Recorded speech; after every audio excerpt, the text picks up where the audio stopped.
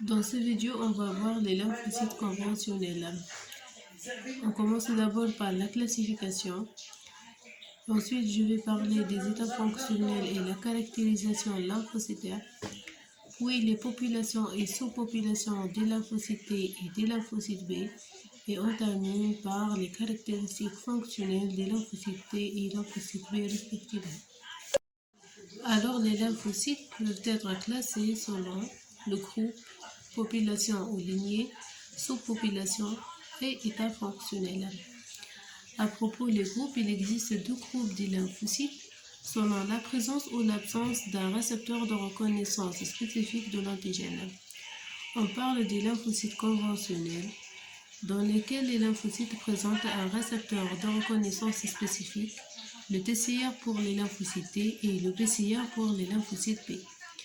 Tandis que les lymphocytes non conventionnels ne présentent pas un récepteur de reconnaissance spécifique de l'antigène.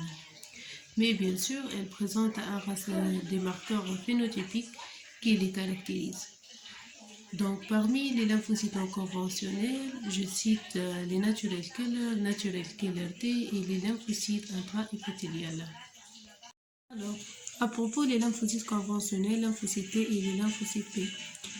Donc, les lymphocytes T et les lymphocytes B sont des populations. Donc, on a deux populations des lymphocytes conventionnels. Les lymphocytes T admettent deux sous-populations qui sont les lymphocytes T helper et les lymphocytes T cytotoxiques. De même pour les lymphocytes B aussi, les deux sous-populations sont les lymphocytes B1 et les lymphocytes B2. Essentiellement les lymphocytes B2 qui sont majoritaires, tandis que les lymphocytes B1 sont minoritaires. Donc, chaque sous-population admet des états fonctionnels. Donc, la différenciation en états fonctionnels est sous l'action des cytokines produites par les lymphocytes elles-mêmes. Alors, à propos des lymphocytes T helper, donc la différenciation peut être un lymphocyte TH1 ou bien TH2 ou bien TH17 ou TH-REC selon les cytokines produites par les lymphocytes T helper, la première lymphocyte.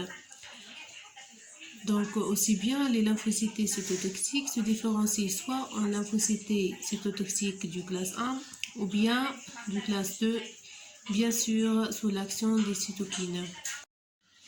Donc, en présence de l'interleukine 4, la différenciation de TH se fait vers le TH2 qui produit l'interleukine 4, l'interleukine 5, l'interleukine 13 impliqués dans l'activation des polynucléaires éosinophiles et les lymphocytes B. Tandis que suite à l'interleukine 12, que ce soit produite par les lymphocytes TH elles-mêmes ou bien par les cellules qui existent dans le micro-environnement, comme les macrophages et les cellules dendritiques produites aussi, donc l'interleukine 12. Donc la différenciation de TH se fait vers le TH1. Le THA qui va produire l'interféron gamma et l'interleukine 2. Donc ces interleukines sont capables d'activer les macrophages et d'amplifier l'inflammation. Aussi bien dans le cas de protection de l'interleukine 6 et le TGF-bêta, la différenciation de TH se fait vers le TH17 qui produit l'interleukine 17 et l'interleukine 22 qui va amplifier aussi l'inflammation et assurer le recrutement des polynucléaires neutrophiles. La différenciation vers le TH régulatrice, le TH régulatrice qui produit le TGF-bêta et l'interleukine 10, elle présente un rôle régulatrice donc dans la suppression des réponses immunitaires. Tandis que la différenciation vers le TFH qui va produire l'interleukine 21, il va assurer le recrutement des lymphocytes B et de l'amplifier leur activation pour produire les anticorps. Alors les lymphocytes T et les lymphocytes B peuvent se présenter sous trois états fonctionnels, naïf ou au repos, effecteur activé, c'est-à-dire, ou bien mémoire. Il est impossible de les distinguer selon leur aspect cytomorphologique, mais uniquement selon leur activité effectrice, c'est-à-dire les rôles physiologiques, selon aussi les produits de sécrétion, c'est-à-dire les cytokines produites, et les marqueurs phénotypiques qui existent à leur surface. Alors, puisqu'il est difficile de distinguer entre les populations lymphocytaires conventionnelles, leurs sous-populations et les états fonctionnels par les critères cytomorphologiques, on met l'accent sur les marqueurs phénotypiques qui existent à la surface des cellules. Alors, les marqueurs phénotypiques sont les molécules membranaires qui existent sur les cellules, qui sont spécifiques de population, d'une sous-population et d'un état fonctionnel. Alors, comme d'habitude, il existe deux populations des lymphocytes conventionnels, qui sont respectivement les lymphocytes T et les lymphocytes B. Les marqueurs spécifiques de la population des lymphocytes T sont le TCR monospécifique et le CD3. Le TCR monospécifique, c'est le récepteur de reconnaissance spécifique d'un seul type d'antigène. Dans le cas des lymphocytes B, les deux marqueurs phénotypiques spécifiques de cette population sont le BCR monospécifique et le CD79A et B. Alors, les lymphocytes T présentent deux sous-populations, marquées ici par les deux nombres 1 et 2. Les lymphocytes T helper et les lymphocytes T cytotoxiques, dont chacun de sous-populations présente un marqueur phénotypique qui le caractérise. Alors, les lymphocytes T helper présentent le CD4, tandis que les lymphocytes T cytotoxiques présentent le CD8. Mais lorsqu'on nous demande d'écrire les marqueurs qui caractérisent le T helper, il faut écrire tout d'abord les marqueurs spécifiques de population, qui sont le TCR, le CD3, puis j'écris le marqueur qui caractérise cette sous-population. Donc, on écrit ces trois marqueurs. À propos des CMH2, donc certains lymphocytes le possèdent. Donc la majoritaire des lymphocytes ne présentent pas le CMH2, d'accord? Ce n'est pas important alors. Donc pour les lymphocytes B aussi, donc les lymphocytes B1 présentent à côté de BCR et CD79 le CD5, tandis que les lymphocytes B2 ne présentent pas le CD5. Déjà j'écris CD5 moi, d'accord? Donc les lymphocytes B2 présentent seulement le BCR et le CD79, tandis que les lymphocytes B1 présentent un BCR, CD79 et CD5. D'accord? Mais pour distinguer en fait entre les lymphocytes B1 et les lymphocytes B2, c'est à propos du CD5. Donc la cellule qui présente un CD5 à côté du BCR et CD79, c'est les lymphocytes B1. Tandis que les lymphocytes qui ne présentent pas le CD5 à côté donc du BCR et CD79, c'est les lymphocytes B2. C'est tout à fait. Donc, à côté de ces marqueurs phénotypiques spécifiques, les deux populations, lymphocytes T et lymphocytes B, possèdent d'autres marqueurs qui ne sont pas spécifiques. Dans le cas des lymphocytes B, donc ces marqueurs, on l'appelle des PAN-B, qui sont le CD19, le CD20, le CD21, CD22, CD40, CD40R, les CMH2 et LFA1. Aussi bien les lymphocytes T, donc périphériques, expriment à leur surface des molécules membranaires non spécifiques qu'on appelle des PAN-T, comme le CD2, le CD5, le CD28 et le CD7. Passons maintenant aux états fonctionnels. Donc il existe trois états fonctionnels: au repos, en activité ou bien mémoire. Donc, dans chaque état fonctionnel, il y a des marqueurs phénotypiques qui le caractérisent. Donc, les marqueurs phénotypiques spécifiques d'activation des lymphocytes T sont le CD25 et le CD40L. À propos des lymphocytes B2, les marqueurs phénotypiques d'activation, c'est le complexe CD80-CD86. Les LB2 mémoire ne présentent pas ni CD80, ni CD86, ni HSA. Le HSA, c'est un marqueur phénotypique spécifique des lymphocytes B2 au repos.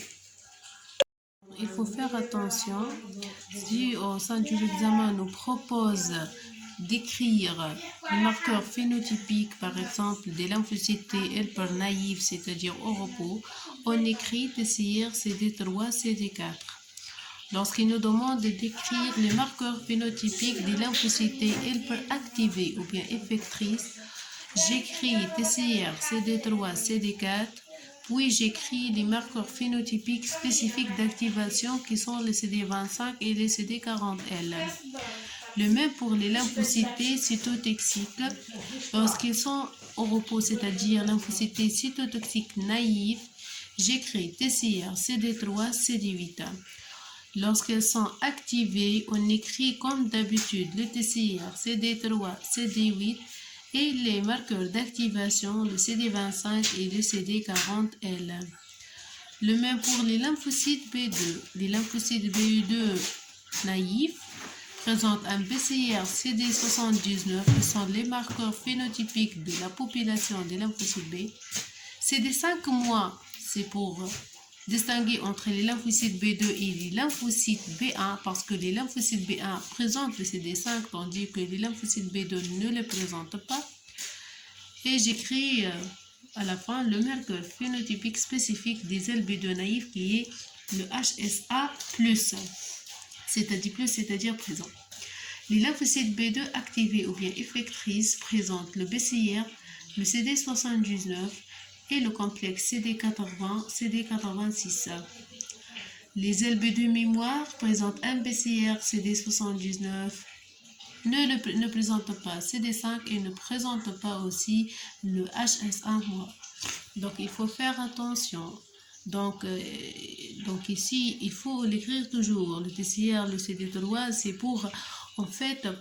pour montrer la population. Donc, il faut montrer tout d'abord la population. Il s'agit donc d'un lymphocyte.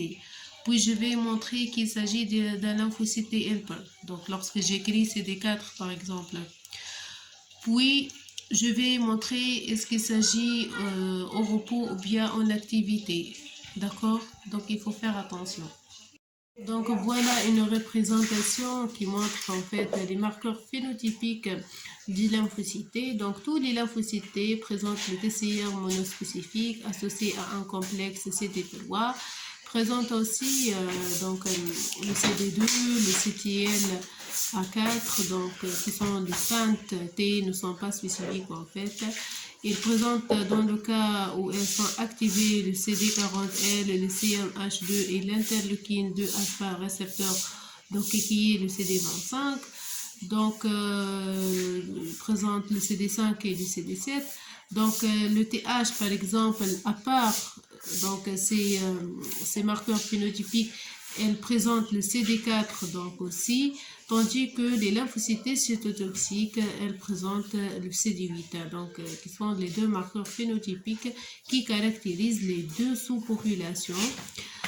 Alors le CMH1, donc qu'est-ce que le CMH1? Donc c'est les molécules du complexe majeur d'histocompatibilité de classe 1 qui sont exprimées à la surface de la grande majorité des cellules nucléées de chaque individu. C'est pour montrer que la cellule appartient à la soie normale, c'est-à-dire la cellule est normale et appartient à l'organisme lui-même. D'accord? La population des lymphocytes B. Les lymphocytes B présentent un BCR, un immunoglobuline membranaire, associé avec des complexes CD79A et B, avec les molécules d'histocompatibilité 1 et 2, CMH1 et CMH2, et des PAM B comme le CD40, CD20, etc. Les deux sous-populations, les lymphocytes B1 et les lymphocytes B2, les lymphocytes B1 qui sont minoritaires et impliqués dans les réponses immunitaires innées, sont caractérisés par la présence d'un marqueur phénotypique qui est le CD5, tandis que les lymphocytes B2, qui peuvent être soit naïfs, soit activés, soit mémoire, selon l'état fonctionnel, elles présentent différents marqueurs. Par exemple, les lymphocytes B2 naïfs présentent le HSA, tandis que les lymphocytes B2 activés présentent le CD80 et le CD86. Bien sûr, les lymphocytes B2 mémoire ne présentent pas le HSA, ni CD80, ni CD86.